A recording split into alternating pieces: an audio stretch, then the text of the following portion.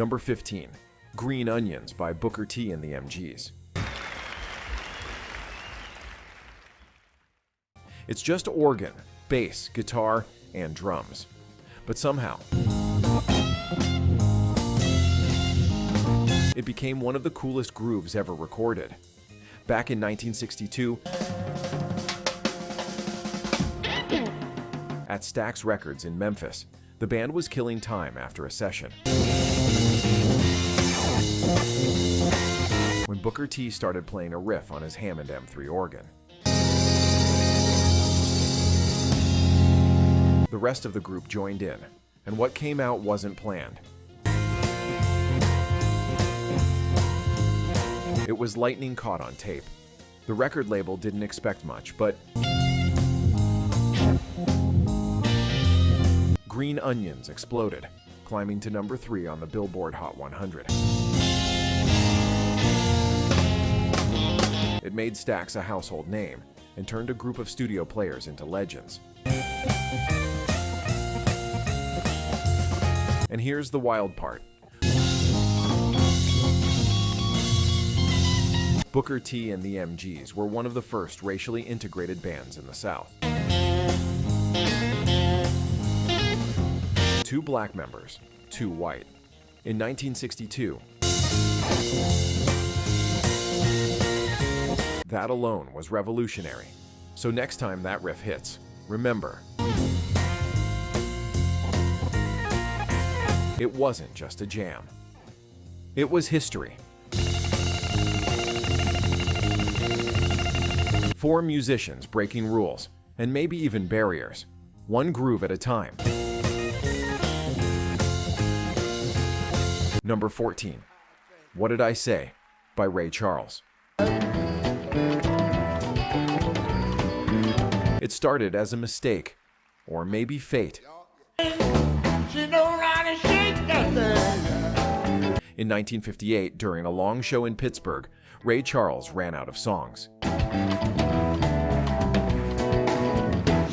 To fill time, he started riffing on the piano, tossing out a call and response with his band and backup singers. The crowd went wild. That spontaneous jam became What Did I Say? This one. When he recorded it later that year, it broke every rule. It was gospel energy, with nightclub rhythm, sensual, sweaty, and electric. Church folks called it sinful, but teenagers called it freedom. The song hit number 6 on the Billboard Hot 100 in 1959, becoming Ray's first crossover pop hit. More than that, it set the blueprint for soul music, the perfect blend of spirit and groove. That pulsing piano riff, instantly recognizable. That back and forth moan with the Raylettes, pure chemistry. What Did I Say? Didn't just change Ray Charles's career. It changed music itself, from sacred to soulful. From the church pews to the dance floor. Number 13, A Change Is Gonna Come by Sam Cooke. Then I go. In 1964, Sam Cooke, the man with the velvet voice, Somebody keep telling me, was carrying the weight of 2 worlds. He'd crossed over from gospel to pop, but I know a change gonna come. but America was still divided. Then one night, after hearing Bob Dylan's Blowin' in the Wind, he knew he had to respond. Oh, yes it will. The result was A Change Is Gonna Come, part prayer, in a little tent. Part prophecy. Cooke wrote it after a series of humiliating racial incidents, A long time pouring his pain and hope into a song that sounded like scripture. ever since.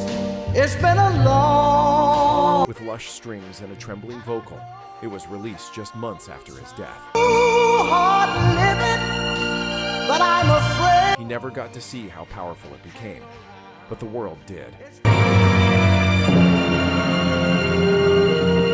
The song became an anthem of the civil rights movement, What's up there beyond the sky? performed at rallies and marches across the nation. Every note aches with faith, Time coming, but I know fear, and resilience. that I thought I could laugh Sam wasn't just singing about change, he was believing it into existence. like I'm able to carry. Number 12, Respect by Aretha Franklin. When Aretha walked into Atlantic Studios in 1967, she wasn't just cutting a record, she was rewriting the rules. The song had been written and recorded by Otis 2 years earlier. But when Aretha got her hands on it, everything changed. She flipped the meaning. What had been a man demanding loyalty became a woman demanding power. Backed by the Muscle Shoals rhythm section, she spelled it out, literally.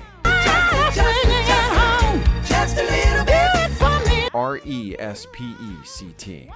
And the world stopped to listen. It hit number 1 on the Billboard Hot 100, won 2 Grammys. Undisputed Queen of Soul. But beyond the charts, it became an anthem. For women's rights, for black pride, for self-worth. Aretha didn't just sing about respect. She embodied it. I'm about to give you all in my Every note was authority. Every riff was revolution. Yes, And more than 50 years later, that groove still demands the same thing. wherever I go. A little respect. Number 11, I Got You, I Feel Good, by James Brown. So good, I got you. Released in 1965, this wasn't just a song. I feel good. It was a shot of pure adrenaline. I feel good. I knew that I wouldn't die. James Brown didn't need fancy arrangements or layered harmonies. He was the arrangement. So good, so good. I got From that iconic scream to the punchy horn stabs, feel nice. every second of this track explodes with energy. I got you. So good. Brown had been building his sound for years, and I Got You was the breakthrough. Tight, rhythmic, and unapologetically funky, before funk was even a word. I feel good. Yeah, I feel good. It topped the R&B charts, hit number 3 on the Billboard Hot 100, I knew that I would. So good. and became his signature anthem. But behind the joy, there was precision. A sugar is mine. Every beat, every shout, every silence was calculated chaos. So nice. So nice. James Brown turned rhythm into revolution. You. So good. And this song made sure the whole world felt good doing it. Oh. Number 10, My Girl by The Temptations. If perfection had a soundtrack, this might be it. Released in 1964, My Girl was written by Smokey Robinson and Ronald White of The Miracles, and it became The Temptations' first #1 hit on the Billboard Hot 100. From the moment that bassline drops, you know exactly where you are, in the heart of Motown. David Ruffin took lead vocals for the first time, and his voice gave the song its soul. Confident, tender, unforgettable. Recorded at Hitsville, USA. The track was pure Motown magic. Strings that shimmer, harmonies that hug, and a groove that feels like sunlight. It's not just a love song. It's a feeling, the kind that makes you smile without even realizing it. Decades later, My Girl still sounds like happiness on vinyl. Simple, sweet, and timeless. Number 9, Dancing in the Street by Martha and the Vandellas. At first, listen, it sounds like a party anthem, but underneath the groove, it was something. Number 8, When a Man Loves a Woman by Percy Sledge. Few songs capture heartbreak and devotion quite like this one. Released in 1966, it was Percy Sledge's debut single. And it went straight to #1 on both the Billboard Hot 100 and R&B charts. What makes it special isn't the polish, it's the pain. 2 big hit records in a row, Mr. Percy Sledge. Sledge was a hospital orderly before becoming a singer. And you can hear the ache in every note. Legend says he improvised much of it during an early recording session after losing the woman he loved. The song's slow build, the organ, the horns, everything feels like a confession you weren't supposed to hear. It became a soul standard, covered by everyone from Michael Bolton to Bette Midler. But nobody ever touched the raw emotion of Percy's version. When a Man Loves a Woman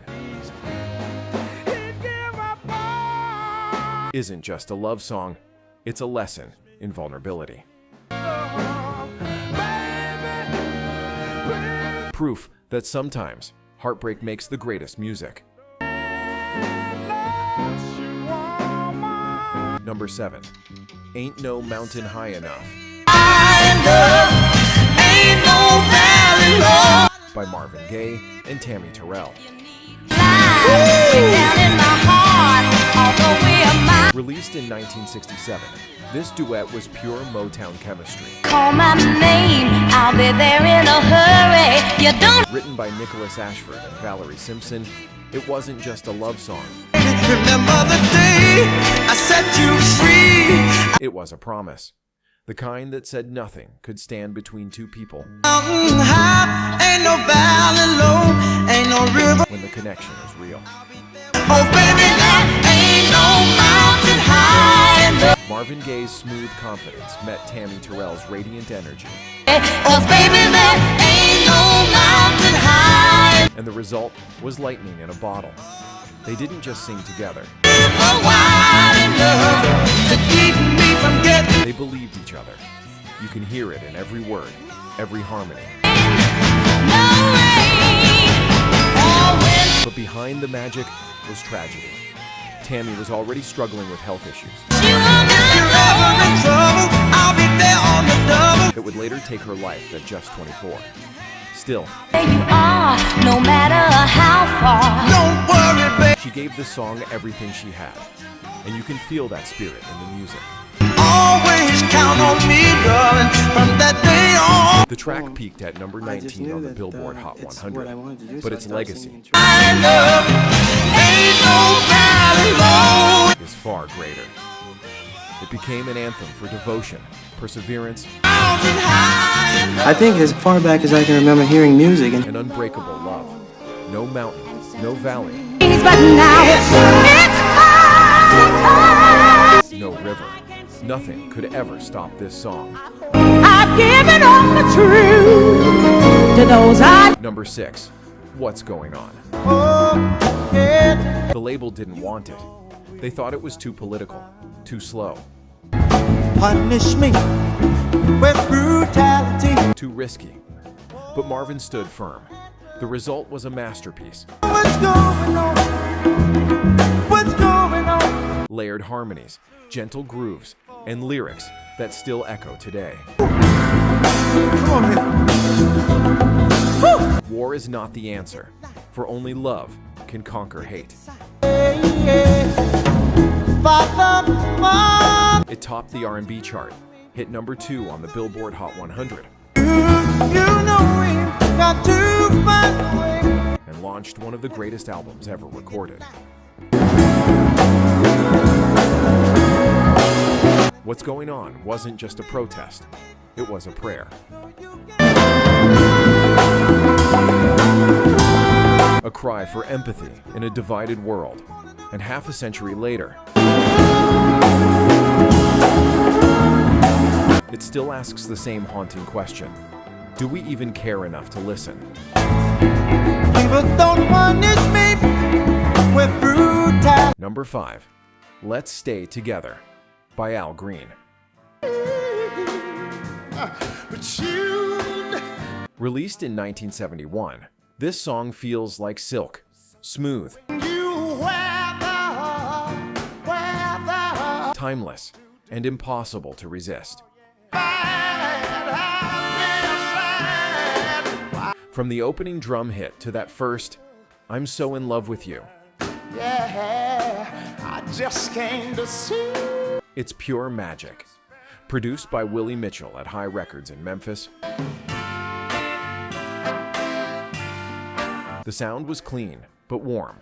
Horns that glide, drums that whisper, and Al Green's falsetto floating above it all. I wanna know and turn around and make up The track spent 9 weeks at number 1 on the R&B chart love with you.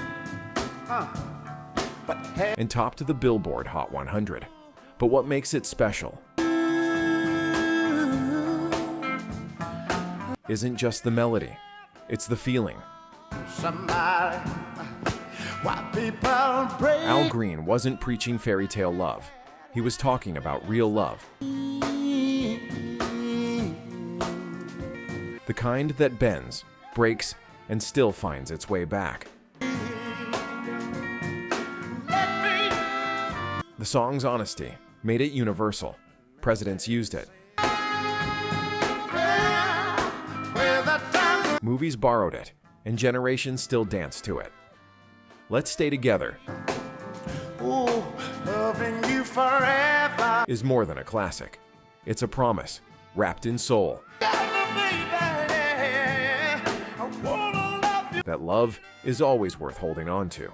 good or bad, happy or sad. Number 4, Killing Me Softly with His Song by Roberta Flack. looked right through me as if I wasn't Released in 1973, with his words killing me softly. this song is the sound of intimacy turned into poetry.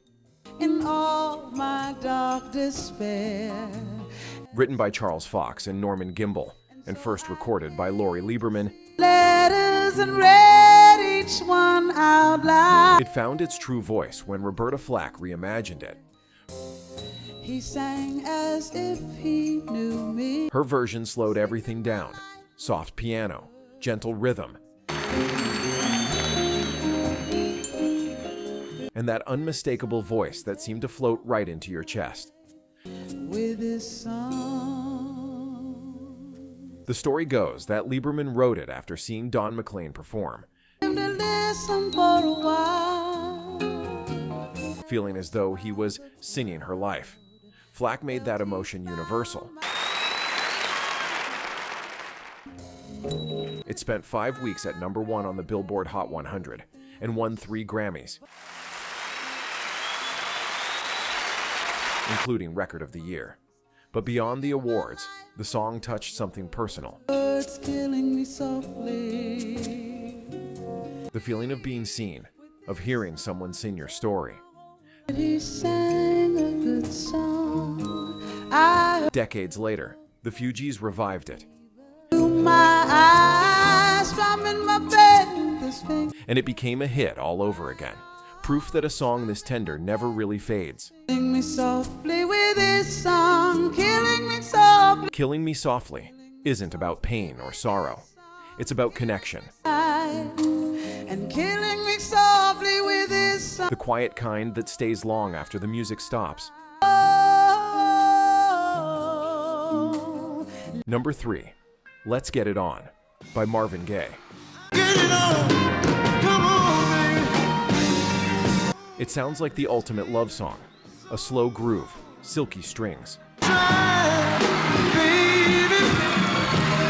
That velvet voice inviting you into a world of desire. Spirit move, let me groove. Released in 1973, it quickly became the soundtrack of romance. Stop being round the bush. A song that could fill any room with warmth. But behind the seduction Don't have to worry that it's full. was a story of conflict, grief, and longing. And if you feel like I feel, baby, Just a few years before, Marvin had lost his duet partner and close friend Tammi Terrell, threatening you, baby. Only get a loss that left him shattered. He stepped away from music, your love come. Oh, unsure if he'd ever return. Then came Janice Hunter. Just 17 at the time, while Marvin was 34. push you, baby. Their relationship was complicated, passionate, and turbulent.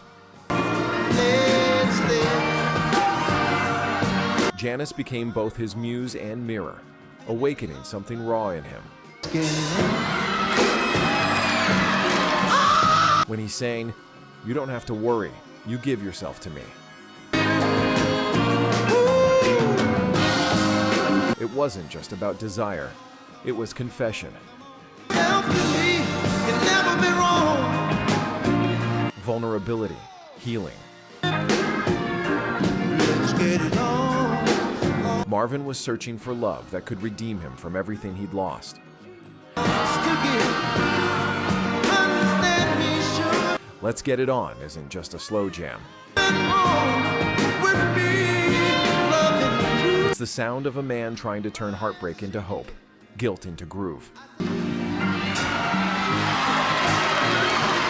And that's why, even 50 years later, it still moves rooms and hearts. Marvin, baby, this evening, say we could get it on. Number 2, What's Going On by Marvin Gaye.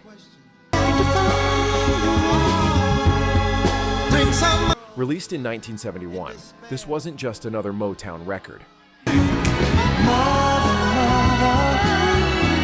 It was a revolution in sound and spirit, born out of protest, grief, and awakening. What's Going On came from a nation on edge. Can see. Oh, what's going on? What's going on? War in Vietnam, police brutality, poverty, and racial injustice. We've got to find a way. Marvin's own brother had just returned from Vietnam, carrying the weight of what he'd seen. But who are they to judge us? Meanwhile, Marvin was questioning his faith, his fame, and the world around him. Who really cares? When Four Tops member Ronaldo Obi Benson wrote the first draft of What's Going On, Marvin took it and made it his own, reshaping it from protest to prayer. Motown executives resisted. They said the song was too political. Mother, mother, there's Marvin refused to back down, even threatening to stop recording altogether. Who really cares? When it was finally released, it became an anthem, smooth, soulful, we've got to find a way. and radical. Lines like picket lines and picket signs. It follows a water crisis in Flint that began 4 years ago. Don't punish me with brutality. Hit harder, because they came wrapped in tenderness. What's going on? Marvin made protests sound beautiful, and that's what made it dangerous. War is not the answer for all. What's Going On didn't just change his career, it changed soul music forever. Brother, brother, 25, it's going to be a black male in a white t-shirt. It showed that groove could carry truth, and melody could move mountains. and picket signs. Don't Number 1, Ain't No Sunshine by Bill Withers. Released in 1971, it's one of the simplest and most haunting soul songs ever recorded. She's always gone too long. Just a few chords, a steady beat, Anytime she goes away. and a voice that sounds like it's lived through everything it's singing. Ain't no sun. Bill Withers wasn't a superstar when he wrote it. She's always gone too long. Anytime. He was working at a factory making airplane toilets, recording songs in his free time. It's not warm when she's away. When he wrote Ain't No Sunshine, Wonder this time where he she. said it came from watching the movie Days of Wine and Roses, Ain't no sunshine when she's gone. a story about love and addiction. That emotion, that ache, Time she goes away. found its way into every note. Wonder this time where she's gone. The producer wanted him to cut the repeated I know, I know, I know section shorter, I know, I know, I know, I know. Hey, but Withers refused. He said that's how obsession sounds, looping, restless, ain't no sun. real. The song barely lasts 2 minutes, but it says more than most albums. And this house just ain't no home anytime. It's the sound of missing someone so deeply that silence becomes its own kind of music. Okay. When you hear Ain't No Sunshine When She's Gone, you're not just hearing heartbreak. Only darkness every day. You're hearing honesty, stripped of everything but truth. That's what made Bill Withers timeless. I know, I know, I know, I know, I know, I know.